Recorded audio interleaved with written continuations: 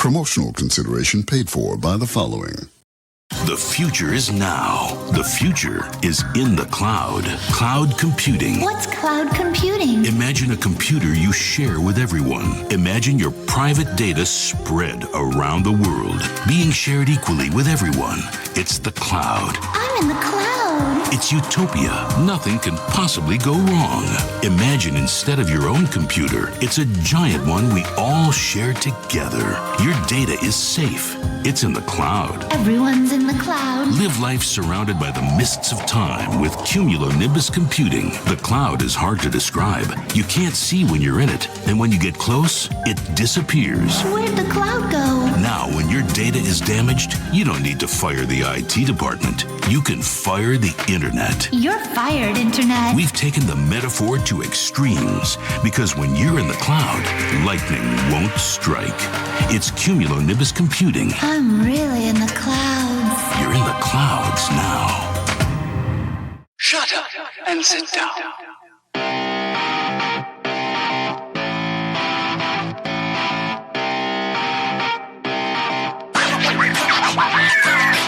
What's up, everybody? Welcome back to Third Shift. This is episode 452, and I, of course, am your host, your funky leader, the greatest man who's ever lived. It's me. Oh, it's Matt. And as always, baby, I'm pumped for the show, because with me, as always, it's the Lightbearer, Lightbringer, bringing the Beastmaster. Third Shift. It's Eric, and I'm not even going to say that he's not here as always because he missed a show once. I'm not even going to say that. I didn't even say it. You don't even remember that, because we're just going to ask Eric, hey, Eric, hey, buddy, how was your week? What you doing? What you going? What's happening? All the things, you know. Hello, everybody. It is me, and I am here with Matt, as you already know. And guess what? This week has been a strange week, mainly because we talked about some Borderlands when they did the State of Play or whatever it was. And then we did it again today in the future here, soon to be, because of the panel. And it's confusing me, Matt. I feel like we already did this, and we're doing it again. And after watching the panel, I don't really know what else new was really kind of discussed from the actual other thing, but we're going to get there. But I'm just letting you know off the top of my head, it's a bit confusing because I feel like we just kind of redid what we already did, and we're going to do it again with some minor adjustments.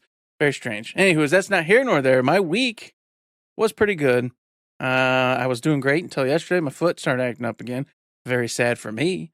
But this week, I got to play some really cool damn video games. And it was 2 games, one of which is gone. One of which is just erased. Gone forever. It's Claire Obscure. I quit playing it, man. No, I didn't delete anything. What is he talking about? No, I know you stopped to play another thing. I love how you love this game so much, but you can't spell it ever. It's always, there's E's, there's extra E's, there's an I, there's an F. Everything's wrong. That's right. Everything's wrong. I will spell it the way I feel like spelling it, all right? I will spell it like an American would spell it. I'm not going to spell it like the crazy French. The French, if I respected the French, that would mean they mean something, and we can't allow that. The French must always mean nothing. I'm going to spell it D-U-M-B, the Dark Ages. It's dumb, the Dark Ages. I don't respect that game, and I don't respect your opinions. I'll respect it. I don't respect that doom. Oh, goodness. But yes, we played some Claire Obscure. No, I didn't quit. I was just messing around. And of course, we played Doom the Dark Ages because I got the shiny cool edition, which gets me on a few days early. Otherwise, I'd be telling you I'm going to be playing it, but I did play it. Mostly, it was Claire Obscure, and I got to play quite a bit of it because we went camping for the first time this year, Matt. We were out in the beautiful sun, sitting there on the park, the little bench outside my RV, and the birds chirping, the squirrels dancing, the whole 9 yards, all going down while I'm just playing this wonderful game and having such a good time. And I grinded, man. I grinded. I was exploring the world, fighting every boss and big encounter I could find. And some of them extremely difficult. So difficult that I was actually very worried because I'm on a mission that has me taking down 2 bosses. And I'm like, woo, this is probably going to be real tough, right? Well, the other day I said, you know what? We can't just keep dinking around forever. Let's go tackle these bosses and see what happens next, because I know that I'm going to get some other stuff that's going to allow me to then do even more things. I thought maybe I should get to that before I do the full-on backtrack. Went to the first one, smoked him, man. Smoked him. Wasn't even a competition. Went, okay, yep. I did the typical Matt Eric thing. I went ahead and got so powerful and so good at what I'm doing that, yes, there are still bosses that are insanely hard, but story bosses have become trivial to me. So I was happy. I like it when I do that. I've always said before, I love getting to be overpowered and smoking bosses like that. So I did that, and then I was on my way to the second boss.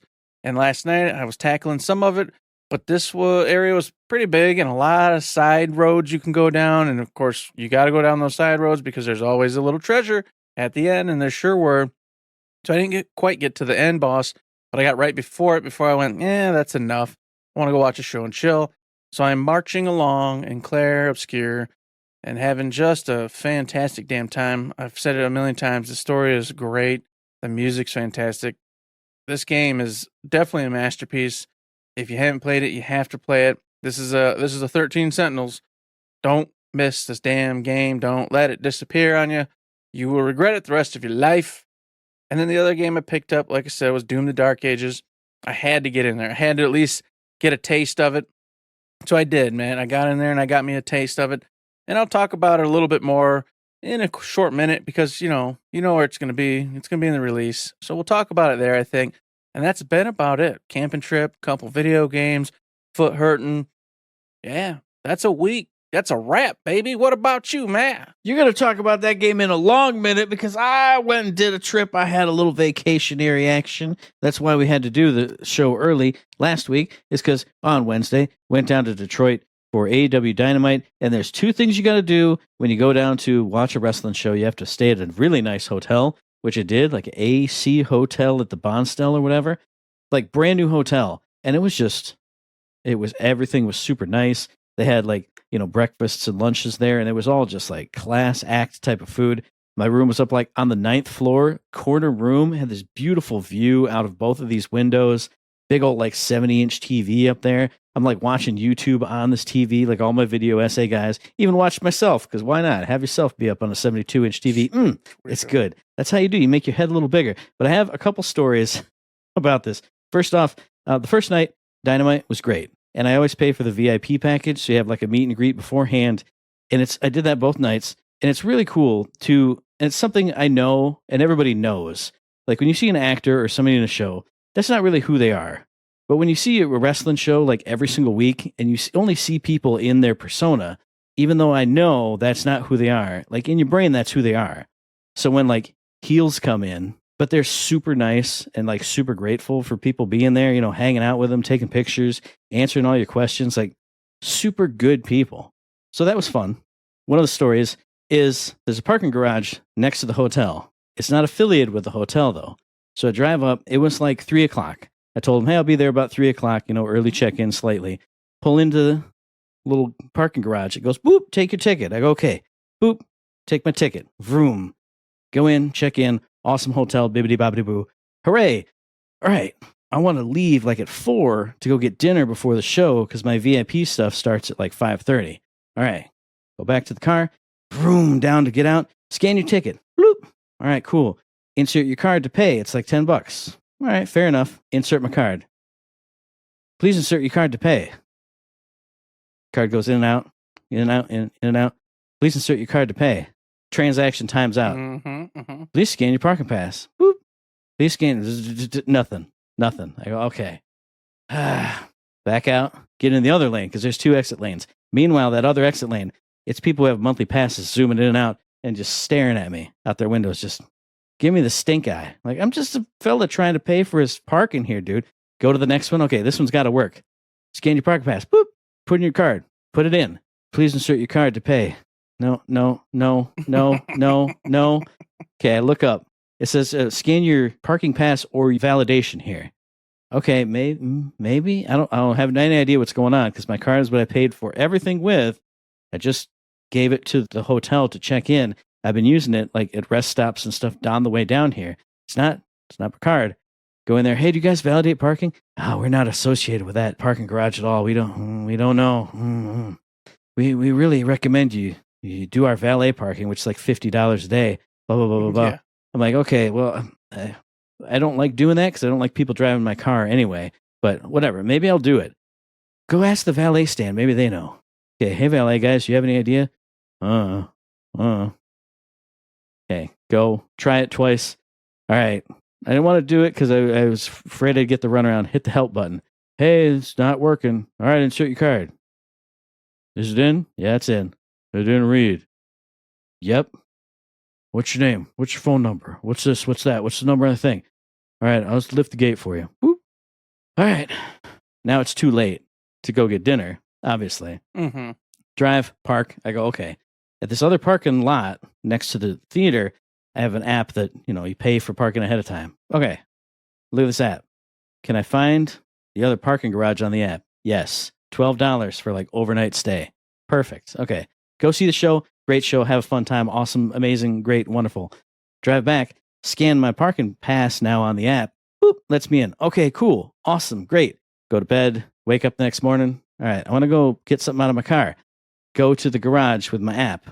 You have to scan to get into the garage on foot even. Go to the scanner. Beep, beep. Voucher already used. Shake the door. It's locked. Scan. Voucher already used. Shake the door. I did this early. I'm like, okay, I don't care. I'm going to go get breakfast. I'm going to figure it out. Whatever. So I figured out the one thing that I always do is throw away all my receipts. I throw away any paper that has anything to do with anything. This one time I didn't throw away that original ticket that I got when I couldn't pay to get out. Scan that. Door opens like fine. So I had to do this weird wonkety whack around, like grab a paper ticket, but pay for it with this, which is with the app, which is cheaper, but the app doesn't let you in, but the paper ticket does, but the app will let you in and out. It was bananas. So that's one story. Second story, First Night Dynamite, it was great. A lot of fun. It's an old school theater, like the Masonic Temple Theater in Detroit. Small red theater seats, but it's like that beautiful, like whatever theater we went to. Fox Yeah. Theater, whatever it is, yeah. It's like that, but a smaller scale, but like beautiful chandeliers, like old school, awesome, cool, but small red theater seats. So for Collision, went and did my VIP stuff, awesome, great time, sitting in my seat. And my seat is also, every other seat points directly forward, but mine, which is on the end of a row, kind of canters in towards the other seats, like 5-10 degrees, but it points me directly at the ring and the stage. Cool, that's why I got it. I wanted to be like, bam. All right. So I'm sitting there, empty seat next to me, other fella on the other side. Hear a voice, hey, I'm right in between you guys. And I look over at the largest man I've ever seen in my life. And I will say no disrespect to the guy because he was a nice guy. We actually had a conversation and he seemed like a good dude. But this man was like 6'6" and he was like 400 pounds. So he moved in between us and I sat in my seat and he sat over me. Like my shoulder was in his armpit and his chest. And we had a weird conversation where I looked up from inside this man at this man and I could feel him breathing and he could feel me breathing. And it was very strange and very awkward. And by the end of the night, I was like desperately leaning and like cranking my legs over. And like I got a pain in my hip right now, literally, that I think is from cranking my legs over this way to try and escape. And he did too. Like he eventually kind of shifted and it was a very strange experience for both of us. If you ever seen the end of Akira, Tetsuo and Kaneda and Kaori, that's what happened. And I'm not saying like he looked like a big blob. He was a nice guy, but it was just too much. It was too much man. And I'm not a small guy either, but I can at least do you put one arm straight in your lap and you hold it with your arm. And this man, there was no escape. There was nothing. But otherwise, a great show. An old school theater. And the only other story I do have to tell is before that show, I went back to that same lot and there's a restaurant across the street called Elephant and Company. Before it used to be like a Founders or a New Holland brew pub where I went before for some other show. And now it's changed to this. And I went, what is this? And they went, oh man, Detroit style pizza. And we got a 50 tap wall. And then it said, and pour your own beers. And I went, how could that possibly work? Either every tap's going to be broken because this is Detroit, or there's just going to be beer and vomit all over the floor. What's going on? Go inside. Everything's beautiful. Everything's nice. It's like the nicest new restaurant. Dude checks me in at the front and says, hey, you drinking or eating? I'm like, I'm doing both. He goes, okay, well, give me a card to start you a tab. And I went, okay. He goes, so I'm going to explain how this works. He gives me back the card with this little wristband with this little circle dealy on it. Mm-hmm. He takes me across to the big old tap wall. And he goes, oh, yeah, here. So you put the wristband on and you tap it against that. It accesses your tab, and then it charges you by the ounce for whatever you want to pour. You get a little bit of everything. You can just get the one thing over and over and over again. There's glasses down here. You put your used glasses over there. It was so cool. And they had beers, ciders, wines. They had all kinds of stuff, seltzers, all on that big old tap wall. And it was beautiful. It was nice. There was lots of sun, like natural light in there. And then the food, my God. I got pretzels and cheese for the appetizer and then some Detroit style pizza. And that stuff was hot and it was fresh and it was delicious. I burned myself on the pretzels once. I burned myself on the pizza twice, but it was so good. It was awesome. So if anybody's in Detroit, which nobody is listening to the show, maybe you are, go to Elephant and Company because it was awesome. Especially if you're a beer drinker, even if you're just you want to try some seltzers or whatever. It was awesome to just be like, I want another beer. I don't have to wait for anybody. I just get up, beep, pour. Awesome. So good. So good. I was just going to say on the beer or tap thing, I saw some Japanese restaurants doing something similar to that, except it was at the tables. So at every table, there were 2 taps. So not the selection that you got, but it was really cool just to see that if you paid the extra price and they had a little key fob thing and you'd tap it and then you'd pick from the 2 beers they had there and you just sit right at your table and just keep refilling yourself as much as you wanted and it would charge you at the end. So very cool that we're adopting something similar, but with this idea, it gets you more variety, but you got to get up. The only downside to that, pretty cool though. But it was so cool because their variety was out of this world. They had some repeaters from the very front to the very back. I mean, obviously, probably the most popular 2 are on the other ends of the room. But as you went through, I even tried a non-alcoholic raspberry sour, which was the most flavorful thing I've ever drank. It was so good. Oh my God, so awesome. Very next day, went to Wharton Center, came back into town, Wharton Center, Lansing Symphony Orchestra Masterworks concert, and they had an awesome pianist. And there was something, that's what it was. I was trying to think of what it was I had to say about the show. Hey, the composer in residence was there again. Oh, brother, this guy stinks! But everything else is great. Every end of the season performance, they have one really cool soloist, but they do that right before intermission. And then after intermission, it's just the symphony, and they do some badass piece, and they did it again. It was great. It was phenomenal. The only video games I played are Xenogears, got a stream of that. My video game time has been weird and higgledy-piggledy because I did play some in Detroit, but then I got home, and then I had to leave for another place, then I got home, and it's all weird. But I did play some 100 Line in Detroit for the first time ever. I put my Switch on tabletop mode as I sat in a little plush chair in the hotel room and played. I'm feeling kind of weird on 100 Line because whenever I get to a story moment, something really flippin' cool happens. A cool thing just happened. The thing that if you played the game, you knew it was going to happen. It finally happened. But in between the downtime, I'm just okay, it's downtime. Okay, I guess I better go get some resources and level some things up and make some gifts. And it's not like it's bad, but it's just I just want to get more things and more story. But then there's 5 days in between, and I'm just I want to have saved right before story. But every time I've saved right before free time, and I go, oh man, I gotta get through some free time. That game's great. Xenogears is great. My whole life's great. Everything's great. Wonderful times for everybody. Well, while everybody's having those wonderful times, I can keep it rolling with Game of the Week, which I already alluded to. It's Doom, the Dark Ages, boys and girls. It's officially out for all of you because it's the 15th of May. This is developed by id Software and published by Bethesda. Out on the PlayStation 5, Xbox, and PC. Yeah, sorry, Switch folks. It just ain't quite there for you right now. Maybe Switch 2 will get it ported to it, though, in the future. And then by future, I mean a month or so for now because Switch 2 is right around the damn corner, and I don't have one, and I'm pissed about it. I'm pissed about it. That's not what we're here to talk about. We're here to talk about Doom, the Dark Ages. I went in, Matt. I told you I had to play it. I had to get my hands on this. I've watched the reviews, and I've done the things, like I usually do. But I went, you know what? I have access. Let's do it myself. Let's check this out. And it is a shocker. Because this Doom, it is different from the Doom Eternal, and it is different from Doom 2016. And if you go check out reviews, it's going to tell you that. How so? Is because this Doom, you're a tank, and you're going to hear that everywhere. But it's very, very, very true. You move much slower than you do in the previous 2 iterations of Doom. You are given a shield, and you're expected to use it. You no longer have double jumps. You no longer have the grapple that allows you to go flying all over the place. You are, as they always say, boots on the ground, just like you were in the OG Doom. And you're expected to think that way now. Instead of running from enemies and flying around and attacking from different angles, you're expected to face your enemies head on and strafe left and right to avoid their attacks. And then when they're attacking you, they will send out a green attack. That attack, you can then utilize your shield to pop it and parry it back at them, doing a significant amount of damage, all the while using your weaponry, which is classic Doom. You're going to get your shotgun, your super shotgun. You're going to get your plasma rifles. But there are some new ones. There's like a gun that shreds skulls and pulverizes enemies. It's kind of like a chain gun, but even cooler. There's like a cool nail gun type thing. Think Quake, but like a much larger nail, and it's barbed and looks all super hideous and sweet.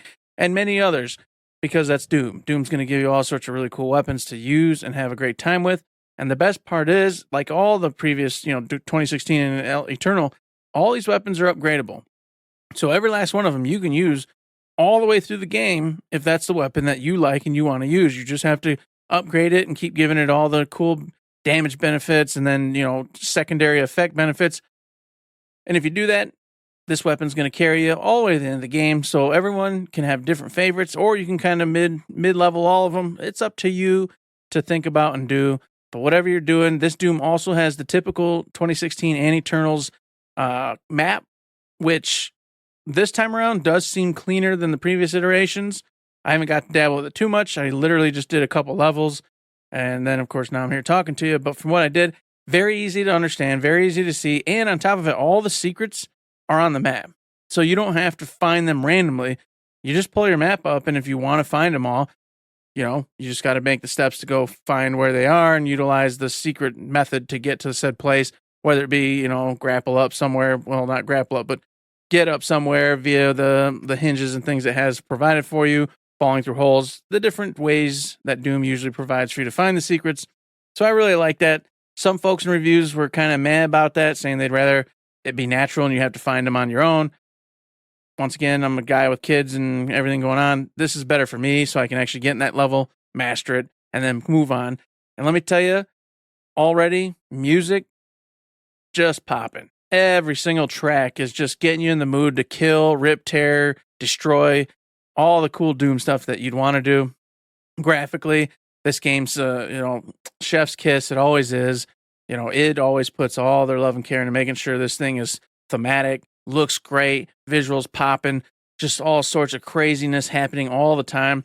And this one really kicks it up a notch because, obviously, as always, you're in a war with the demons, but sometimes you get put in these corridors and you're only seeing the few that are in front of you and maybe some side stuff here and there. This time, a lot of this is like out in the open. So you're seeing these gigantic demons walking around, pulverizing buildings and doing stuff on the side. You're seeing dragons and ships flying overboard, dropping enemies down in. You feel like you're in it. You're in this war and things are going down. And then, of course, the cutscenes, they're constantly popping up. Every time you do like an arena type area, you end up with some kind of micro cutscene with, this is happening. We need to make sure you're always feeling like you're a part of the whole mess.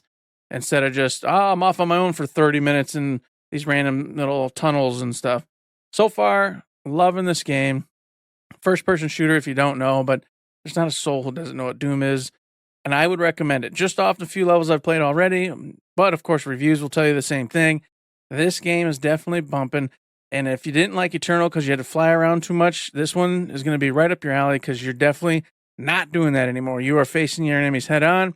A much slower pace, but with many more bad guys. Like, that is the one thing that is crazy to me, because Eternal was overwhelming for me. Tons of baddies, but you're expected to fly around constantly. You never stopped.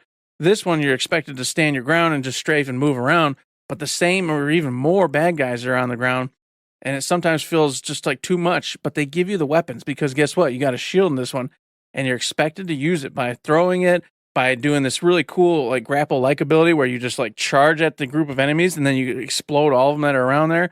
So once you start getting the hang of it, it just all starts like melding together and you become this just killing machine, which is what you're supposed to be. And it achieves that 100%. Doom, The Dark Ages, very, very good. Go check it out.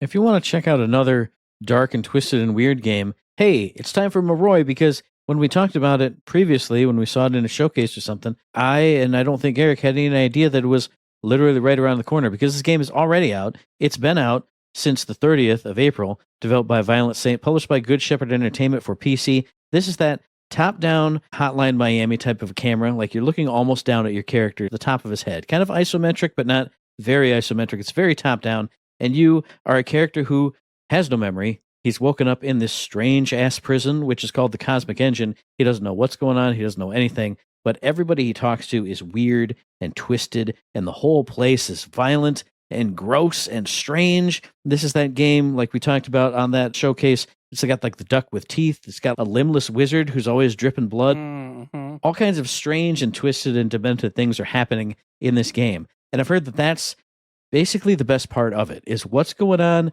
the whole vibe, the whole atmosphere. I've read a few reviews because there aren't a lot of video reviews for this game for some reason. But one of the ones here from Vice Gaming says, it feels like if David Lynch and David Cronenberg made a game together. If you're interested in either of those things, something twisted, something weird, something strange, you might like Moroi. But the bad things I've heard about it is that the combat is not that great. It's that, mouse and keyboard, so it's kind of almost twin sticky. But I've heard that if you aren't using a mouse and keyboard, if you're using joysticks on a controller, it doesn't feel the greatest. And it feels kind of floaty and you're kind of running all around.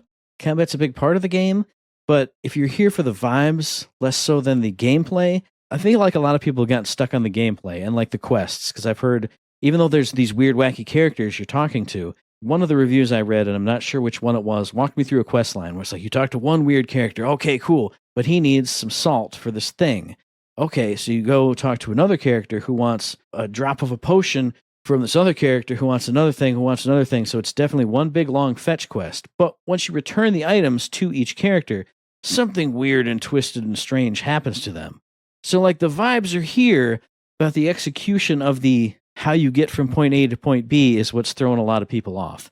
People are talking about the exploration too, saying sometimes you come to a door and you can just open it. Cool. Sometimes you come to a door and it's locked. And that will actually show you a little key symbol. Okay, so you got to go find a key. But sometimes you go to a door, but you needed to have hit a switch, but it doesn't tell you. It doesn't give you a switch icon. Sometimes you can hit a door with a melee weapon and open it, but sometimes you can't. Sometimes this, sometimes that. So I feel like the details of this game are what's weighing a lot of people down. But man, I've heard nothing but awesome stuff about the vibes and the weirdness. And anytime I watch this game, like I think there was one video review from I Dream of Indie, like one actual review, and I watched it, and as much as they didn't like the combat or the exploration or this or that or the controls, man, watching that game, watching this dude crawl into like these weird spidery pipes that like kind of shuffle him in, and then like it's like watching a snake eat something. Like he glurps through this pipe, and that's like not the fast travel system, but that gets him to another part of the Cosmic Engine prison that he's in. I'm just like, yeah, man. Yes. And there's weird enemies, and like AoEs on the ground are like big pentagrams, so you know when big AoEs are coming, and everybody's goopy and gluppy and nasty, and I'm just like, yeah. And I've heard the music's really good and gives you that goopy, gluppy, nasty feel, and especially at the start, the battle theme is like heavy metal, rocking and rolling. I don't know. The minute-to-minute stuff, the combat, the exploration, it might not be that great, and honestly, it does look kind of floaty when I do see that in action. But man, those vibes, dude, the weird characters, the strange things you're doing. Oh, if you're in the mood for something strange and twisted and weird and short, I've heard it's only about 6 hours and there are 3 or 4 different endings, and it is only $15. So if you're in the mood for a twisted, weird, strange, shorter experience, you don't want to plunk down 20 hours for a control system you're not going to vibe with, but anybody can push through 6 hours. For those vibes, man, gosh, I'm just... the little spider arms that slurry him into this mouth. Oh, God, it's so good. Everybody should check out Moroi. Watch some reviews, read some reviews, watch some gameplay, obviously. I think there's a demo out for it. I believe there's a demo out, so definitely try it out. And if it doesn't vibe with you, it doesn't vibe with you.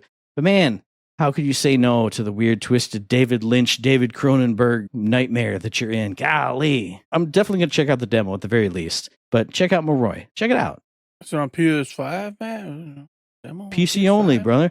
PC only. You got to use your mouse and you got to use your keyboard. You got one of those right there. It's going to irradiate your foot. It's going to be good. Does Epic have it? Probably. It's for sale. I know, but, do they got a free demo? I mean, that's what, maybe I'll go to Epic. Demos are always out. Demos are free across the board. Well, I don't know. Steam gets that Epic don't sometimes, vice versa. So as it should be. Epic's just a big clunk of a mess. I'm loading it up right now. It looks like garbage. I'm trying to answer your question. I'm trying to be a friendly friend. It looks great. Epic looks nice. It looks stupid, man. It's a nice setup. God, what a garbage. Oh, God, I'm so sad about that. But you know what I'm not sad about is all the free damn games, Matt. We're getting all sorts of free games this week. And I'll speak of Epic since you're looking on Epic right now. And we got Dead Island 2 over there, which everybody knows what Dead Island is. And if you don't, it's a zombie killing crazy. Think that game. What's that game? Saints Row, but with zombies and stuff. That's Dead Island. Sort of wacky, sort of crazy. You get tons of different weapons to kill and try to survive in this zombie infested place. Cool game. I never got real big into it, even though I love zombies. Don't really know why. I couldn't tell you. But not my jam. Just never stuck with me. But it's there for you for free. So you know what? Maybe I'll give it a second chance or a third chance at this point. But you know what? There's another game on Epic right now. This one's weird as shit, Matt. You're talking about weird shit. Happy game. I went, okay, it's probably some garbage game, whatever. But I watched the little video that Epic, shows you. And I went, what the hell is this game about? And it's twisted and it's dark and it's weird. This happy dude, he's not happy. He's in a very dark, weird place, and a lot of bad things are happening to him, the happy man, and everything else around him. It's just stranger than all get out. In fact, it was so strange, it put a little note in my brain that said, I need to go actually upload this one and just check it out for a minute and see if it's worth actually playing and finishing, because the trailer for it was just bizarre and dark and crazy and actually surprised me. So you know what? Good on you, Epic. Couple crazy cool games seems like this week. Yeah, I definitely didn't remember the visuals of it, but when you said happy game, I was like, this is that game that ain't happy. That's that game that ain't happy. It's not happy. And I'm looking at it right now and it ain't happy. And also, you won't be happy because Moroi is not on the Epic Game Store. See, I thought that'd be the case. See, I guess Violent Saint knows good PC distributors when they see one. But hey, speaking of happy, Eric should be happy because if he didn't want to shell out big bucks for the Doom the Dark Ages special edition hootie hoo, he could have just played it for $11.99 on Game Pass for a whole month and beaten it and had no problems because it's on the Game Pass. That's the big Game Pass thing for this week. Spoiler, Matt.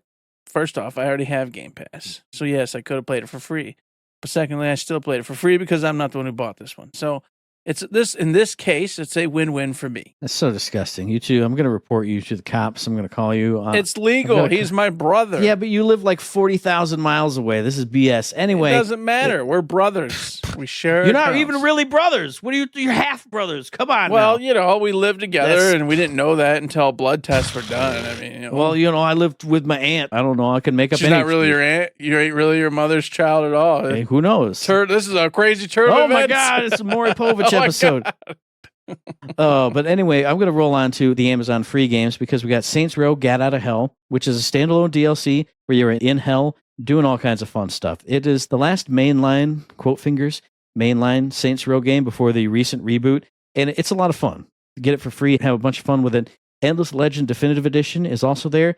I don't know anything about this, but I looked on Steam so I could know something about it, and the Endless Legend Definitive Edition is currently over $100 on Steam, and that is with a sale. So this is like tons of content for free. I think it's like an empire builder. I don't know. Legacy of Kain, Blood Omen 2. If you want to suck some blood and have some good times, you can do that. Yes, it's a classic. And this just even further proves what I'm talking about. I think Legacy of Kain's coming back. It's just all of them keep appearing everywhere you could possibly imagine for free. The remasters have been done. I feel like they're just trying to stir up the interest to get some Legacy of Kain, and I'm all for it. If you haven't checked this one out, definitely do so. And the last game on Amazon Free Games is a game called Mail Time, Matt. I never thought it'd happen. But this game is a great game, and all of you need to play it, especially you, Steve.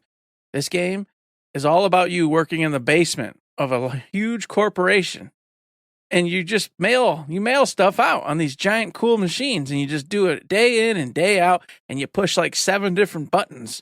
And you do it over and over and over again. And then you have to make sure that you keep the belts going. So you got to take off the mail at the proper time and put it in the APCs. And then you got to go back and you got to keep going and going. And then the fun really comes in, Steve. You're going to love this. Is you got to categorize your jobs to be the most efficient at what you're doing as fast as possible, because there's timers on the wall and the other operators are all competing. And you got to see who's the fastest. Because if you're not, you get called into the manager's office, and you got to pay the price. And it's a great game. This is good stuff. You're gonna want to play this one for sure. Now that would be a good game, but that's not at all what this is. You're wrong, because as we've established, even in real life, that doesn't happen. You just fiddly foo around all day. You walk away from your machine for an hour. It's fine. Do whatever you want. It doesn't matter. You put stuff in the wrong envelopes and you just go, I don't know, whatever. It's fine. It'll get where it needs to go. But Mail Time, I think, is like a cozy game. So as much as our lives are a literal nightmare, this is a nice cozy game, I think. And speaking of things going from a nightmare to a cozy time, I talked about last week, I think it was last week, Giant Bomb getting destroyed by fandom and everybody getting fired and all this other stuff. Well, now they played the Uno reverse card because Giant Bomb was bought from fandom by Jeff Grubb, Dan Reichert, and other people. It'll exist independently. And I went, hey, cool, that's nice. I never followed these guys, like I said before. But hey, if you wanted your Giant Bomb, it's going to be Giant Bomb. And then immediately after that, I saw a post from VGC, which I think is Video Game Chronicle. Their headline, which was sort of clickbaity, but I didn't have the time to watch the whole Giant Bomb PAX panel where they explained this. But their headline said, Giant Bomb will now focus on subscriptions, which have been raised from $5 to $10 because now, quoting one of those guys, that money now goes to us. And I went, why would you say that? We're going to raise prices because now you're going to give us more money. I get what they mean because they're not funded by a corporation, so they have to do it. But you should say that, right? We broke free from fandom, so we don't have that support, so we're going to have to increase prices. Now, granted, Giant Bomb, I think, still does have free stuff. These subscriptions give you access to bonus shows and, ad-free shows and ad-free browsing and all that other stuff. But it just seemed like a weird way for VGC to put this thing, and maybe it was taken out of context. I don't know. Very strange. Just another point of reference, too, is the Giant Bomb fan base apparently is extremely large and very committed to Giant Bomb. So when they say that, you got to remember they're talking to their people and they're letting them know, hey, yes, it's going up, but you're giving it to your folks. That's fair. You're giving it to us. And that kind of makes everybody rile up and go, yes, to our people. Screw the big corporation. Now Jeff Grubb and Reichert and the team are all getting it, straight to them, and they want to support them and give them the money because they love Giant Bomb and they love the personas behind Giant Bomb. So it's not evil or bad, but yes, for me or you, who's kind of on the outskirts, I know who they are and I've listened to them occasionally, but it does seem like that just doesn't sound great. Hey, pay us more money because it goes to us and we deserve it or need it. And it's well, that doesn't mean you should make me pay more. I should choose to pay more if I want to. And just like you said, all the comments I saw on that post were yeah, this is great. I immediately clunked down my extra $10.99 or whatever it happened to be. So I'm not trying to poo-poo it. It was just kind of a strange thing to note. Mm-hmm. Speaking of strange things to note, a couple weeks ago, maybe a couple months ago at this point, got turned on to a free email newsletter called The Bathysphere, which is about video game stories I'd never heard of. And it's just like a straight up newsletter. It's got a couple pictures in it. And it's, 4 or 5 writers and saying, hey, I found this cool article over on blah other website where they talk about blah, blah, blah, blah. And this is why I thought it was cool. Each one of those, it's not even a paragraph write-up. But it's really cool because I find all these websites I've never heard of. I think the Bathysphere is mostly European writers. So websites that probably they frequent that I've never heard of. And I went, this is awesome. Once a week in my inbox. Oh, that sounds like a cool link. Let me click it. Let me read that whole story that somebody else made on their website for their content. Cool. This is neat. It's exposing me to new creators and all this other stuff. Or, that link doesn't sound interesting to me, but down in the next 2 lines, here's another one. Well, just 2 weeks ago now, they went, hey guys, this is the last free newsletter from the Bathysphere. It was newsletter 5. They went, yeah, we got to start charging you for this because we got to make money somehow. And I was sad. There's still like half of it you can read for free, and then you have to subscribe for the rest. And I went, okay. But then I thought more, and I went, you write, I found this cool link, and you link it to a different website where somebody else wrote something. I thought it was very strange, and I don't know how to feel about it. So I'm still subscribed because I still get that half newsletter and find some cool links, but I get it. Everybody should make money. I mean, we have a Patreon. We can make money on this stuff too. But it just felt like for free, we once a week organize a collection of links that we think are cool. But it's not even on thebathysphere.com where you made these articles. You found other articles around the world and it was weird. I got mad, and I don't know. I put quick rant about the bathysphere. I don't know that I'm mad about it, but it's just, it feels weird. That feels really weird to me. I don't know. Hey, everybody, editing Matt here. I do want to clarify because I was listening to this section again, and I went, there's got to be something. They do have a somewhat short essay every week that talks about their experiences with something related to games or not. It's just that the collection of recommendations and links is what stands out to me the most. So I'm not saying they don't make their own content. They definitely do. It's just that the other stuff kind of spoke to me more. So just wanted to clarify that. Just want to make sure that anybody who is subscribed to the Bathysphere isn't like, what the hell's wrong with you, Matt? You're a total rude dude. There you go. Back to the show. Hey, Eric, what do you think about that thing that Past Me said when we were talking about it together? You went a different direction, Matt. Okay, you put the bathysphere. So I researched the betasphere, and it's a unique spherical deep sea submersible, which was unpowered and lowered into the ocean on a cable. And I was reading about it, and I'm like, okay, he wants to talk about it. Cool, I'll read the wiki on it. Then a lot of research was done on this thing and others of its ilk. So yep, nope, you went somewhere else. So all that research of 2.5 minutes I did was for naught. For naught, I say. But that's okay, because I did a smidgen of reading elsewhere and got a rumor dug up over on Push Square. Whom got it from a YouTube called Moore's Law is Dead, which apparently is supposedly like a reliable source for getting some technology information. Well, guess what?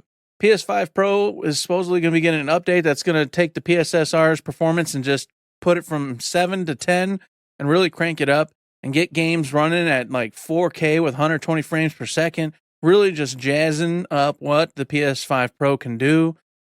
This is not confirmed. May never turn out to be true, but most likely it will, because they've stated before they want to keep upping the performance of said things to make your experience on the PS5 Pro awesome and amazing. And we already know there's been a lot of trouble with the PSSR thus far, so I'm sure they are trying to fix and correct all sorts of issues that they have had with it so far. So, take it for what it is, but just be aware that there is rumor out there that maybe PSSR is going to get a big old update, and we're going to be rocking and rolling up on that motherfucking PS5 Pro, Matt. It's going to be great. Maybe. Sounds pretty cool. Just include the disc drive for free, and maybe just slap it in there. Bundle, special bundle. They have to. Should have had it in the damn thing in the first place. They absolutely should have, especially for people like me. But now it's time to get weird with Eric and say, hey, Eric, do you remember that PAX East 2025 show? And you'll be like, I remember the state of play. And I'll be like, no, brother, that wasn't it. That wasn't the thing. But I do have stars in here. I do have stars, some things that I wanted to point out from this, because there was a lot of stuff. We had Randy Pitchford. We had Risk of Rain folks. We had a whole little panel. And for the most part, I thought the panel was kind of odd. It felt like they were trying to rush through a couple of things. That guy had 1 million note cards, and he was just like flying through them. But one thing that I did very much appreciate in here, and it's not the first thing they said, so we can pick and cherry pick and bounce all around however we want. But Atlas is here as parts only. So you can have some Atlas part in there and shoot a dart and play the game how you're meant to play it, by like shooting up in the sky from behind a rock while your ads go do all the work. That's how the game is supposed to be played, while your pets do everything for you. I like the pets part. I was so happy. I was watching it and eating lunch at the same time, and I heard, Atlas, yes, you can shoot a dart. And I paused with my fork up to my mouth, and I went, huh? And I threw my fork down, and I rewound, and I saw the thing. My day is saved. Borderlands 4 is saved for me. It made my day. Honestly, I play it off like I'm a lazy idiot who doesn't want to do stuff, but I loved that play style. I loved it. It was a ton of fun for me. So I'm glad that that's back. Yeah, and I'm just a lucky individual because Vladov's back in there, and they're as a main manufacturer, and I love Vladov, so I kind of lucked out this time around. I didn't have the sadness for a bit that you did, that maybe you were never going to get to see your cool weapons again. But Dole's not there. Dole's not there at all, and that's pretty weird. I mean, they've kind of been a staple forever, really. But yeah, that's true. The parts ones were Atlas, COV, and Hyperion, right?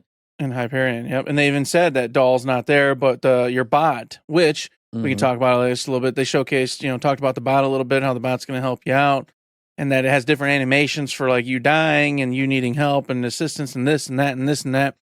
So it's kind of cool that you're going to get a new bot friend, and it was made by Dole, so there's your Dole inclusion.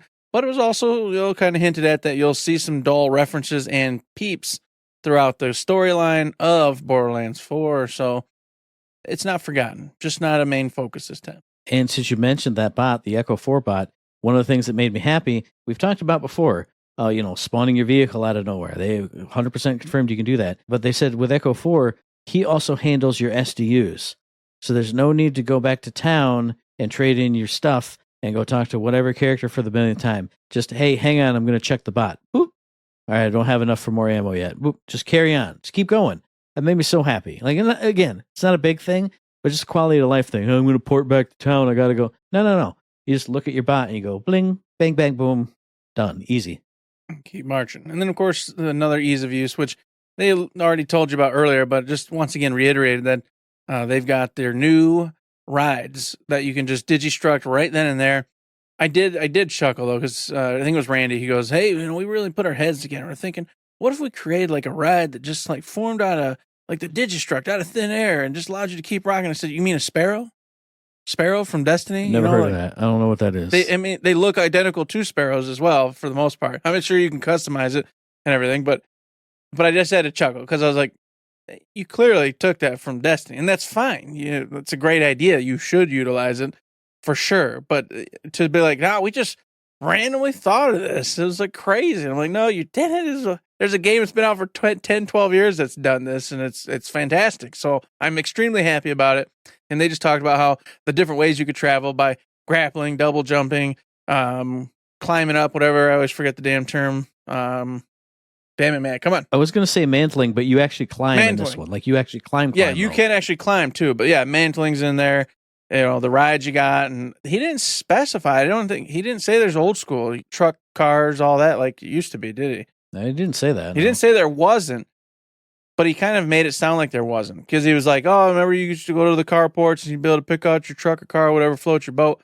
And then he started talking about the new Digistruct vehicles. So I'm thinking they got rid of the vehicle bases in favor of the Digistruct verse, which makes sense. So awesome to hear, awesome to see. I was really happy about that. And piggybacking off on View saying that they kind of cherry picked this thing from Destiny, they also mentioned the co-op, the split screen, the drop in, drop out, teleport to your buddies, all the stuff we've talked about already. But they said, hey, come on, guys, why aren't you doing this? So like, hey, if Destiny or whoever takes that from here and they take stuff from Destiny, it just helps everybody. It makes everybody's game better. This is how it should be, kind of just like you said. Another thing that is just like how it should be is they mentioned, and I don't know if it was just in the parts or if it was across all your inventory, but they mentioned and they showed off set bonuses for your gear. So if you had all, and I think it was parts on the gun. So if it was for the parts. Okay, so if you had like all Hyperion parts, enhancements, whatever they call it, you'd get a set bonus based on that. That's something awesome. Another thing gear related, I think it was Grant, I can't remember who it was, talked about different types of shields, and one being like an armor shield that could have the chance to refill itself in the middle of combat. And I was like, dude, I'm going to do that. And I'm going to get my Atlas gun, and I'm going to do everything right, because I hated all my shields down. Well, I can't leave. I can't do anything else. Oh, well, it's armor shields for me. If I have a character that goes in, that's what it's always going to be. If I'm not Atlas, then I'm this. I don't know how well it's going to work or any of that other stuff, but it sounded really cool. I think it's going to work well because they took all your heavy weapons and turned it into a separate cooldown thing instead of it being ammunition based. And that just ties beautifully in with this new armor shield they're talking about, where you just go into the thick of it and you start mucking up enemies, and your shield regenerates by probably doing more damage or something. I don't really know how it's going to yet, but like you said, Grant did state that in the middle of combat, it can regenerate, which keeps you just being on the offensive, and that's what they want you to do in this particular Borderlands. Obviously, you can do other things, and then back to the enhancements. Yes, they definitely said that those enhancements will then give you set bonuses, so you'll have a million different variances to your weaponry that you're utilizing and having a good time with, because they also brought up the loot. You got your grays, your greens, your blues, your purples, your legendaries. And of course, what I thought was really cool too, man, when you heard him talking, was that the legendary has one less bonus than the purples do. However, it has obviously the legendary weird thing that it does. So it doesn't mean that every legendary is going to be the best over an epic. It just depends on what you're going for. You might just want whatever the extra perk is on that epic than the weird zany thing that some legendary is doing. And I thought that was awesome because that means you'll actually pay attention to your purples, even if you do have some legendaries in your bag at the time, because it might just have like a perfect crit perk or something that's going to definitely put its damage way above, an extra fireball flies out every 7th round, whatever the cool fun thing is that the legendary does. Then, of course, Randy goes, and and then he goes, I'm such a troll. Mm-hmm. So, to kind of make it so, is it real? Is it not real? Are they getting Pearl Essence back in it? I don't think he'd have done it if they weren't putting Pearl Essence back in it, because that's just stirring up the pot too much. So I think that was kind of an admission that they're going to have Pearl Essence, which is even better, because now you have even a rarer piece of loot to go after. And they already said they're cutting back on how the loot's going to be. It's going to be harder to get legendaries and, really good, perfect epics. And then that means a Pearl Essence you're going to be just doing cartwheels. So we might get that moment again where I'm like, I did it. And I'm just flipping the freaking headset off, drinking a swig of gin and going, I got it. And then just being, making you jealous, or you making me jealous of you getting some legendary, really cool pearlescent weapon. And I mean, speaking of loot, they did mention, and I wasn't sure how to feel about it, but as long as the pool is available elsewhere in the world, they did mention that bosses will have dedicated loot drops, loot tables, loot whatevers. I'm not a farmer. I love it. I'm not a grinder. I'm a farmer. I mean, like we said before, though, with the advent of the machine that makes the boss spawn again, maybe I will be a little bit of a farmer, because I could just do it bing, bang, boom. If I know he drops something that guarantees has Atlas parts in it, oh man, maybe I'll do it. But as long as that loot is also available elsewhere, because I will be so sad if it's not. I'm sure it will be. Like, I'm sure in the red chests and whatever they were talking about, they'll have the chance to drop anything. Chance at anything. Yeah. But in my pessimistic brain, I went, oh, there's going to be a really great gun behind a boss fight that I don't like. That's the only place to get it. Hoo-hoo-hoo-hoo. I'm sure not, but it is something they mentioned. Bosses having specific loot tables, and everybody was overjoyed, and Eric will love it because he loves bosses and grinding and all those things. Indeed, I was stoked to hear that, because it just allows you to know where to get what you want. So if you want your favorite Atlas gun in the game, and it drops off this boss as your soul, whatever, however much the percentage is, you know it's there. You're not just sitting here with some grim, tired, exhausted hope that out of the blue it drops. You can go, no, I want this Atlas gun, and I know it will drop off Ding Dong McBats. So yes, you don't like grinding, but you'll know you can get that weapon from him definitively for sure. It's in his loot pile, and he has it. That's what I like about it. I just don't like, I guess I'll just get on and kill bad guys and hope that something good happens to me. Because if you don't know, nothing good happens to me. So I have to make it happen if it's going to happen. And dedicated loot allows that. And the only other thing is, I don't like knowing where to go to get things. And I know that sounds bad and like it doesn't make sense. But like, oh, hey, this boss will drop you those 4 things. So if you want those 4 things, that's the only place you go. I don't know. It feels weird to me. I like, oh man, a legendary pop. What is it? Oh, it could be anything. Because I don't get a lot of legendaries, just like you. But I don't know. I just feel, I don't know. But I think the last thing for me in this panel, and obviously you can go a lot more if you have other things, it wasn't really something specifically that they said, but it was a moment where they had the fan Q&A at the very end. And they said, hey, what's the price of Borderlands going to be? And you saw Randy, at least in my eyes, like, the Duvel Magic Randy, Twitter Randy, like PR Randy, kind of fell off because he was a total goof throughout this whole panel. And when he came to answer this question, it felt like the actual Randy Pitchford came out, like the true man that we don't know, like the man from home who runs a company. And the one who goes to the business meetings and does like business shit. And like the guy who wants to do good things and isn't being a goofball. And he like laid out for like 5 minutes, like, hey, here's why prices are what they are, and we really need this, and this allows us to do more for you, and blah, blah, blah, blah, blah. And at the end, he didn't give an answer. He said it'll be set by the publisher. Which is true. Yeah. But it just felt like Goofy Randy fell away, and you saw like real Randy for a second. And I was like, this is the guy. I like this guy. Goofy Randy's fun.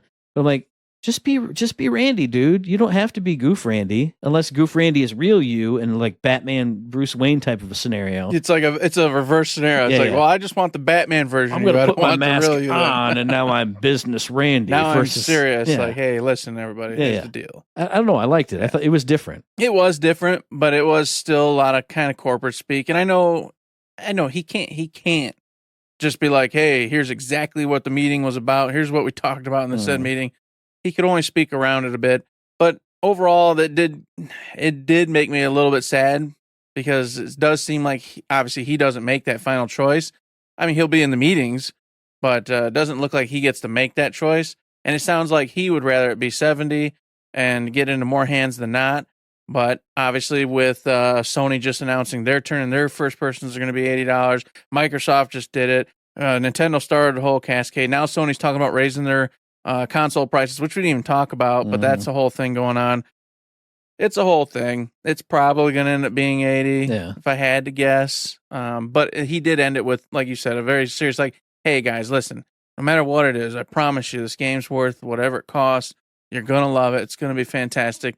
And he sounded sincere. Like you said, it was like a real Randy moment, like not Randy the showman or being goofball. He was just like, no, seriously, dude, this game's going to be good, and I really am proud of it. And it's like, oh, all right, well, you at least believe for real in this game. Yeah, just like you said, it was a sincere moment. I don't know. I loved it. I enjoyed that part, and, I'm hopeful. The graphics of this game are looking just sweeter and sweeter every time I see more gameplay on it.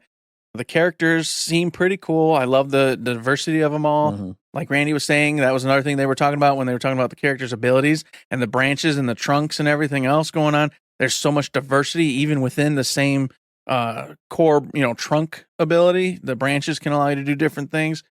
That all looks very promising, but it always, as we said last week or whenever we did it, it all comes to the story, and we still don't know too much about it and how it's going to play out and what the jokes are going to be. And that is the problem. And I just don't think we're actually going to know probably until we put our hands on the damn controller, Matt, and play this game. I almost want to turn the other way and just say, as long as the gameplay is super engaging and visceral, just ignore the story. And like the vaults especially, if I can do a really cool, fun, tough dungeon with you that has cool dungeon mechanics, even when we go out to the story, I'll just be like, okay, this is a goofy guy, go grab the Magugo. But hey, dude, smells like a vault fragment over here. If you can get lost in that big, not open world, but open zone or however they called it. That is the fun. And I feel like I didn't get that a lot from Borderlands 3. Maybe because I played it on my own and streamed it and kind of just, I explored, but not to the degree that we always used to. Yeah, I'll say I didn't either. Yeah, and it just felt like I'm shooting, and I had great guns that I loved playing with, but like even the gameplay didn't hook me there. I wanted to hook me here, exploring and shooting and fighting cool baddies and using cool abilities. And if we can refund our skills really easily and try those different branches and different trunks, and if you play totally differently in those aspects, I don't know. I really hope that hits for me. And when we see skill trees and abilities, that's when I'll know for sure. But I don't know. I'm hoping for good stuff. I don't know. I want some dungeons and I want some good shooting. That's what I want. I do want some good shooting as well. And the last part I'll mention, I actually had two, but I forgot one. Last thing I wanted to mention real quick was just when they mentioned the vaults, which Randy was joking around because they were giving away too much endgame stuff or whatever. But they go, you're going to want to redo the vaults. It was kind of like a weird, like, they just were like, hey, no, yeah, you're going to want to redo your vaults. And I'm like, well, what's that mean? Like, why are you so insistent that I should redo the vaults many times? And I think someone said something in that. I was kind of like, I was listening and doing other stuff too. But I think someone said something about could be different iterations of loot or something in there or something like that. If I'm wrong, let me know. But something was said about it. And I was just like, well, that'd be cool if like you do the vaults and there's like different things or maybe different puzzles or different, maybe it's like, they're not saying anything. It's like procedurally generated or something. And there's like different routes and different things to see or do when you go into these vaults. I don't know, but it just seemed really weird that they were pretty insistent that you want to redo vaults over and over again. I mean, that makes sense because you and I never got there because we never got to endgame. But wasn't that the Chaos Chambers in Wonderlands where it wasn't procedurally generated, but it was all kinds of different pieces that would fit together, so it could be different each time. Mm-hmm. Not 100% sure, but that would just make sense, especially if a vault is like a cool extra dungeon with difficulty scale and good loot. Hopefully it's something like that. And I remember the last part I was going to state before we were all capped off is they mentioned the battle points or whatever. Oh, the badass rank. Yeah. Badass ranking. And how instead of it just being little simple stats that you increase, there's now going to be additional abilities, but there might be repercussions that come with those, similar to, what's that game where you'll get a perk, but then you also get a burden? Mm-hmm. I think Outer Worlds does it, and another game that's famous for it. But basically, in general, there'll be different reasons for you to take things on, but then you also have to suffer for it. That sounds way more fun, and I can't wait to see what they've got in store with that particular, endeavor. Yeah, I can't believe I didn't put a star next to that because I definitely heard it and I wrote it down and I went, oh, yeah. I mean, as much as we love increasing something by 0.2%, 100,000 times, it would be awesome to have legitimate, this is what I'm going to choose for this reason, for my play style, for my favorite Vault Hunter with their abilities. Yeah, sounds cool. I can't wait to hear more. Yeah, and speaking of that, they're going to be going on tour immediately following that panel and going all over the place to do more deep dives and panels and et cetera and interviews to talk about the game and hopefully reveal more and more and more up to the release of said game come September. So it's coming around the corner. I'm just excited. I'm excited to get our email for that BFF thing. And I'll be like, hey, Eric, can you go? And you'll go, I'm not allowed to go. And I'll say, I don't have enough PTO to go, but hey, Steve, I'm going to have to go. My grandma's sick. She's down in Texas. I gotta go down to see my grandma. And be like, I saw a video of you dancing around with this guy named Randy Pitchford. And I go, I don't know what you're talking about. I don't know what you're talking about, brother. I was at the funeral. Yeah. We partied. That was my twin brother, Snake. He didn't go to the funeral because he's a bad person, but I had to go. Yeah, I was just told a tip today is we got to reach out to 2K, not Gearbox. And you got to go through the publisher to go to that kind of stuff. And that we should just cold email them over and over again. And hopefully just badger our way in. Well, you're the email man. You're the DMs and email man. So I'll put up an email and I'll cold email 2K and we'll get in there. Yeah. You'll see. I got like 20 views on some of my streams, so maybe check it out. We're big content creators now, boys. Hey, at the very least, I'll go check out the podcast. We've been around for 100 years. That's true. At least we're consistent. And speaking of consistent, nothing's more consistent than Uncle Matt's Trivia Corner. Because if you remember last week's question was, in which 2020 Sega video game does Ichiban Kasuga feature as a new protagonist, replacing series mainstay Kazuma Kiryu? That, of course, was Yakuza Like a Dragon. Now we're on to a new set of cards. The first question on the set of cards. Which science fiction-themed Japanese role-playing game series is developed by Tri-Ace? I should know this. What's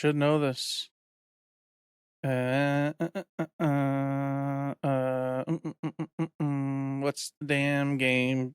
Hang on just a minute. I've played this game. Oh, why am I down? Folks, he's stimulating the back of his head. He's rubbing I'm trying to get the brain to work. Going. I'm trying to get the brain to work. It isn't.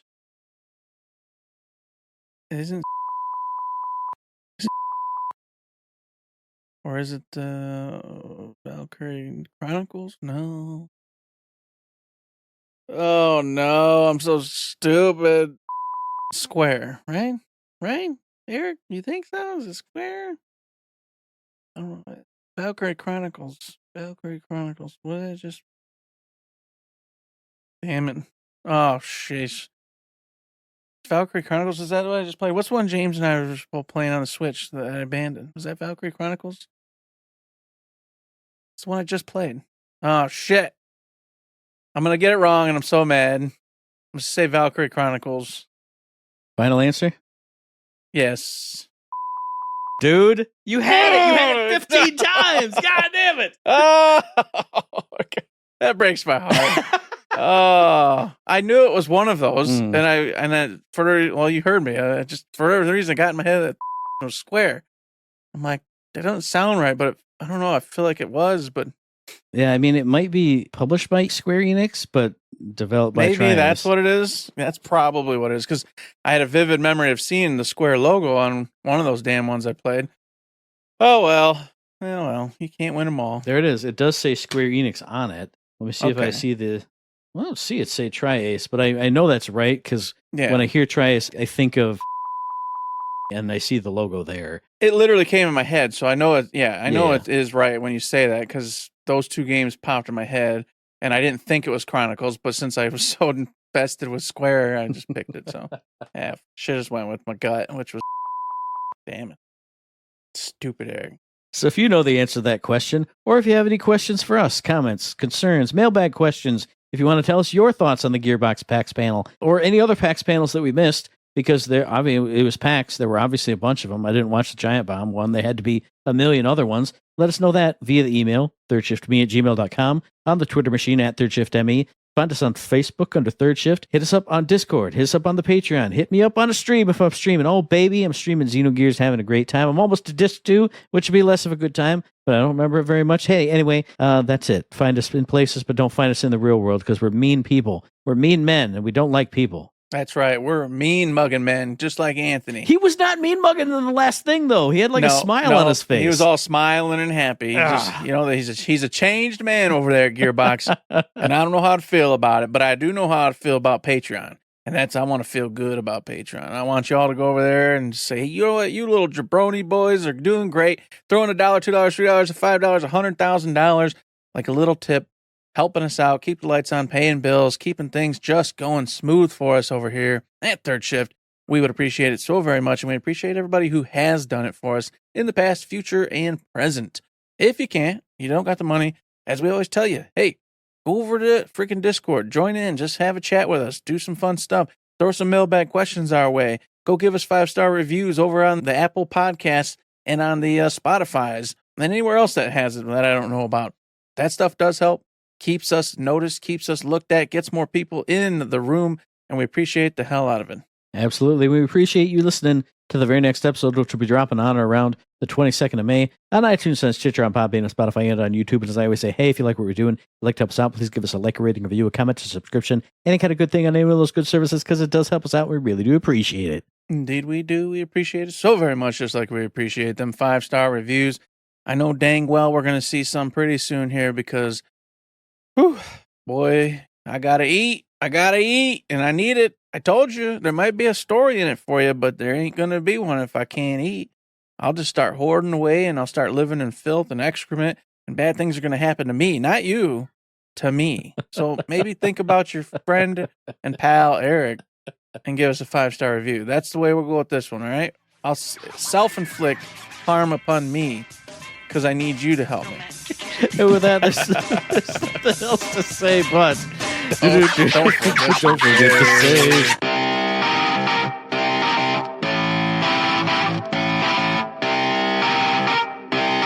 Shut up and sit down. Most people probably want that, so it's probably not a good idea. Oh, man. Oh, I don't want that.